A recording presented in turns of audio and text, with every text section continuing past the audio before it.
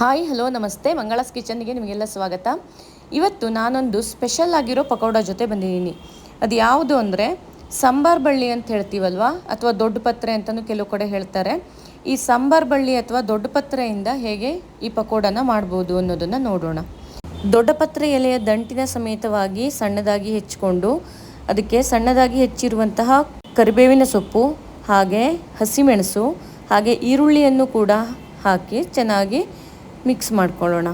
ಈ ಹೆಚ್ಚಿದಂಥ ಸೊಪ್ಪು ಮತ್ತು ಈರುಳ್ಳಿಯನ್ನು ಸಮ ಪ್ರಮಾಣದಲ್ಲಿ ನಾನು ತೊಗೊಂಡಿದ್ದೀನಿ. ನಾನಿಲ್ಲಿ ಒಂದು ಬೌಲಿಗೆ 250 ಗ್ರಾಮ್ ಆಗುವಷ್ಟು ಕಡಲೆ ಹಿಟ್ಟು, ರುಚಿಗೆ ತಕ್ಕಷ್ಟು ಉಪ್ಪು, ಅರ್ಧ ಚಮಚ ಅರಿಶಿನ, 1 ಚಮಚ ಸೋಂಪು ಕಾಳು, 1 ಚಮಚ ಅಚ್ಚ ಖಾರದ ಪುಡಿಯನ್ನು ಹಾಕಿದ್ದೀನಿ. ನಿಮಗೆ ಖಾರ ಸ್ವಲ್ಪ ಜಾಸ್ತಿ ಬೇಕು ಅಂತಿದ್ದರೆ ನೀವು ಅಚ್ಚ ಖಾರದ ಪುಡಿಯನ್ನು ಸ್ವಲ್ಪ ಜಾಸ್ತಿ ಹಾಕ್ಕೊಳ್ಳಿ. ಇವೆಲ್ಲವನ್ನು ಈಗ ನಾವು ಚೆನ್ನಾಗಿ ಮಿಕ್ಸ್ ಮಾಡ್ಕೊಳ್ಳೋಣ.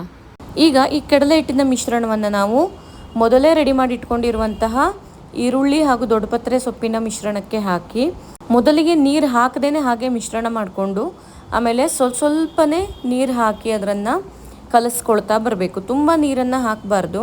ದೊಡ್ಡಪತ್ರೆ ಸೊಪ್ಪು ಮತ್ತು ಈರುಳ್ಳಿ ಎರಡರಲ್ಲೂ ಕೂಡ ನೀರು ಬಿಟ್ಕೊಳ್ಳೋದ್ರಿಂದ ತುಂಬ ನೀರು ಹಾಕೋ ಅವಶ್ಯಕತೆ ಇರೋದಿಲ್ಲ. ಇಷ್ಟು ಗಟ್ಟಿಯಾಗಿ ನೀವು ಹಿಟ್ಟನ್ನು ರೆಡಿ ಮಾಡ್ಕೊಳ್ಬೇಕಾಗತ್ತೆ. 10 ನಿಮಿಷಗಳ ಕಾಲ ಹಾಗೆ ಸೆಟ್ ಆಗೋಕ್ಕೆ ಬಿಟ್ಟುಬಿಡ್ಬೇಕು. ಇದನ್ನು ಚೆನ್ನಾಗಿ ಕಾದಿರುವಂತಹ ಎಣ್ಣೆಗೆ ಈ ರೀತಿಯಾಗಿ ಹಿಟ್ಟನ್ನು ಹಾಕ್ಕೊಂಡು ಮಧ್ಯಮ ಉರಿಯಲ್ಲಿ ಕಂದು ಬಣ್ಣ ಬರುವವರೆಗೆ ಫ್ರೈ ಮಾಡಿದರೆ ರುಚಿಯಾಗಿರುವಂತಹ ಈ ದೊಡ್ಡಪತ್ರೆ ಮತ್ತು ಈರುಳ್ಳಿಯ ಪಕೋಡ ರೆಡಿಯಾಗತ್ತೆ. ಇದಕ್ಕೆ ಹೆಚ್ಚು ಮಸಾಲೆಯ ಅವಶ್ಯಕತೆ ಇರೋದಿಲ್ಲ. ಯಾಕೆ ಅಂದರೆ ದೊಡ್ಡಪತ್ರೆ ಕೂಡ ತುಂಬ ಸ್ಮೆಲ್ಲಾಗಿರುತ್ತೆ, ಹಾಗೆ ಈ ಈರುಳ್ಳಿ ಕೂಡ ಚೆನ್ನಾಗಿ ಸ್ಮೆಲ್ ಇರೋದ್ರಿಂದ ಅದಕ್ಕೆ ಮಸಾಲೆಯ ಅವಶ್ಯಕತೆ ಇರೋದಿಲ್ಲ. ತುಂಬ ಸುಲಭವಾಗಿ ಮತ್ತು ವೇಗವಾಗಿ ಆಗುವಂತಹ ಈ ಪಕೋಡವನ್ನು ನೀವು ಕೂಡ ಒಮ್ಮೆ ಟ್ರೈ ಮಾಡಿ. ಮಕ್ಕಳಿಗಂತೂ ತುಂಬ ಇಷ್ಟ ಆಗುತ್ತೆ. ಹೇಗಾಗಿದೆ ಅಂತ ನೀವು ಕೂಡ ಟ್ರೈ ಮಾಡಿ ನೋಡಿ, ಕಾಮೆಂಟ್ ಮಾಡಿ. ನೋಡಿ, ಈ ಥರ ಕಲರ್ ಬರೋ ತನಕ ಫ್ರೈ ಮಾಡಿ. ಇಲ್ಲಿ ರುಚಿಕರವಾಗಿರುವಂತಹ ಈ ಪಕೋಡ ರೆಡಿಯಾಗಿದೆ.